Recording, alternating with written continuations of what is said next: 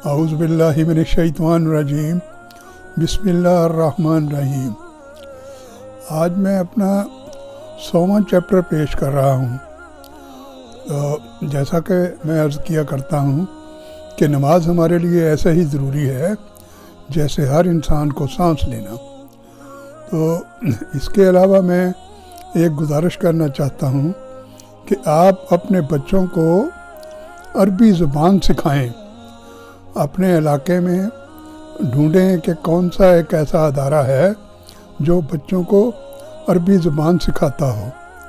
یعنی کہ آپ اپنے بچوں کو اسکول بھیجتی ہیں 4-5 سال کی عمر میں، تو وہ وہاں سے پڑھ کے آتا ہے اے ایپل ایپل میں نے سیب، بی بوائے بوائے میں نے لڑکا۔ اسی طریقے سے عربی زبان جو ہے وہ سیکھے بچہ۔ ہماری بدقسمتی یہ ہے کہ جب پاکستان بنا تو عربی زبان لازمی قرار دے دینی چاہیے تھی، کیونکہ یہ ہمارا مذہب ہے، اور ہمارے اوپر اللہ سبحانہ تعالیٰ نے جو کتاب حضور علیہ السلام صلی اللہ علیہ وسلم کے ذریعے اتاری، اس میں انسان کی اچھائی بھلائی نیکی کے راستے سب کچھ بتایا ہے۔ تو وہ جب تک ہم عربی زبان نہیں سیکھیں گے، اپنے بچوں کو نہیں سکھلائیں گے، تو ہمیں کچھ سمجھ نہیں آ سکے گا۔ ہم قرآن پاک عربی میں پڑھتے ہیں، ہمیں پڑھنا بھی چاہیے، عربی میں ہی پڑھنا چاہیے، اور لیکن اس کو سمجھنا بہت ضروری ہے کہ ہم پڑھ کیا رہے ہیں۔ آپ دیکھتے ہوں گے کہ جب حرم میں تراویحیں ہو رہی ہوں یا نماز ہو رہی ہو تو وہ کئی لوگ رو رہے ہوتے ہیں، وہ اس لیے کہ ان کو سمجھ آ رہی ہوتی ہے کہ امام صاحب کیا پڑھا رہے ہیں۔ تو ہمیں یہ سمجھنا چاہیے کہ اللہ سبحانہ تعالیٰ فرماتے ہیں کہ مجھے آپ جس زبان میں یاد کرو گے میں تمہارے پاس ہوں گا۔ سب زبانیں میری زبانیں ہیں۔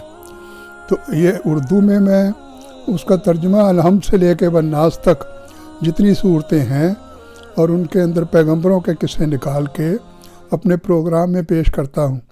26-27 منٹ کا 6-7 منٹ کا پروگرام ہوتا ہے، آپ اسے ضرور سنا کریں۔ حضور علیہ السلام محمد صلی اللہ علیہ وسلم ابو اشری کو کہا کرتے تھے کہ مجھے قرآن پاک سناؤ، تو وہ ابو اشری کہتے تھے کہ حضور آپ پر تو نازل ہوا ہے۔ تو حضور فرماتے تھے حضرت محمد صلی اللہ علیہ وسلم کہ مجھے قرآن پاک سننا اچھا لگتا ہے۔ جب ہمارے نبی کو سننا اچھا لگتا ہے تو ہمیں کیوں نہیں اچھا لگتا؟ 6-7 منٹ سننے ہیں تو اس میں عربی زبان کے کتنے فائدے ہیں کہ دنیا میں کتنے ملک ہیں جہاں کی سرکاری زبان عربی ہے۔ ہم یورپ میں، امریکہ میں، کینیڈا میں، برطانیہ میں کاروبار کے لیے جاتے ہیں، تعلیم کے لیے جاتے ہیں۔ تو اگر ہم عربی زبان ہمیں آتی ہو تو ہم ان ممالک میں بھی جا کے اپنا کاروبار جو ہے وہ اچھا تلاش کر سکتے ہیں، اور پھر ان ممالک میں ڈاکٹرز اور پروفیسر ٹیچرز ان کی بڑی مانگ ہے اور وہ پاکستان کو پریفر کریں گے۔ اس لیے آپ عربی زبان سکھائیں بچوں کو۔ یہ حدیث پاک ہے کہ جو اپنے بچوں کو قرآن پاک پڑھائے گا، قیامت کے دن جنت میں اس کے سر پر سونے کا تاج رکھا جائے گا۔ تو حضور علیہ السلام محمد صلی اللہ علیہ وسلم نے یہ بھی فرمایا ہے کہ دین کو پھیلاؤ، بے شک ایک آیت ہی کیوں نہ ہو۔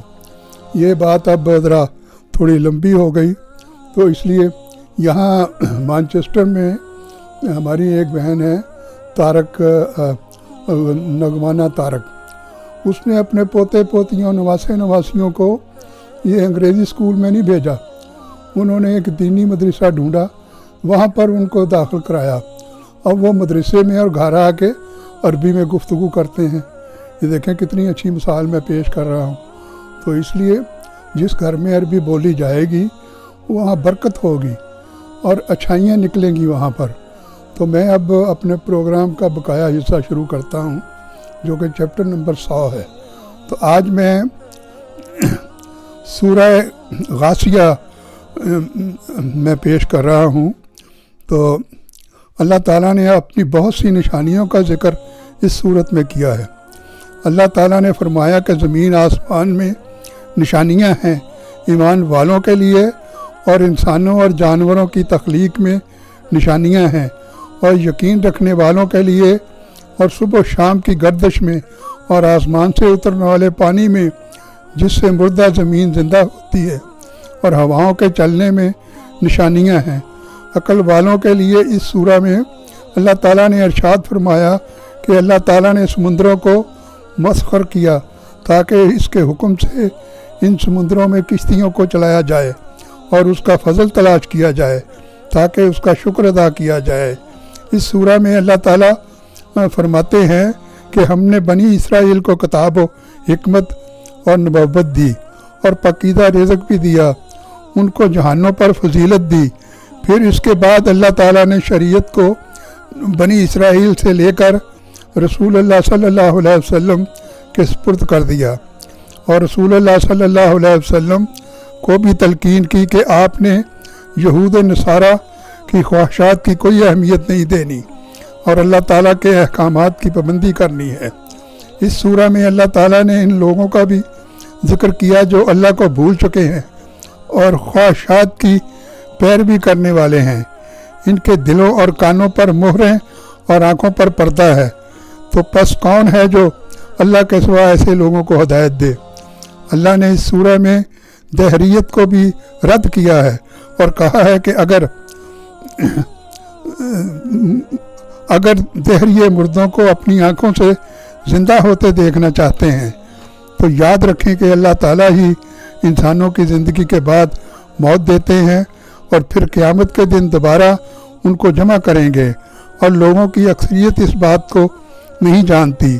اللہ تعالیٰ سے دعا ہے کہ وہ ہمیں قرآن پڑھنے، سمجھنے اور عمل کرنے کی توفیق عطا فرمائے، آمین۔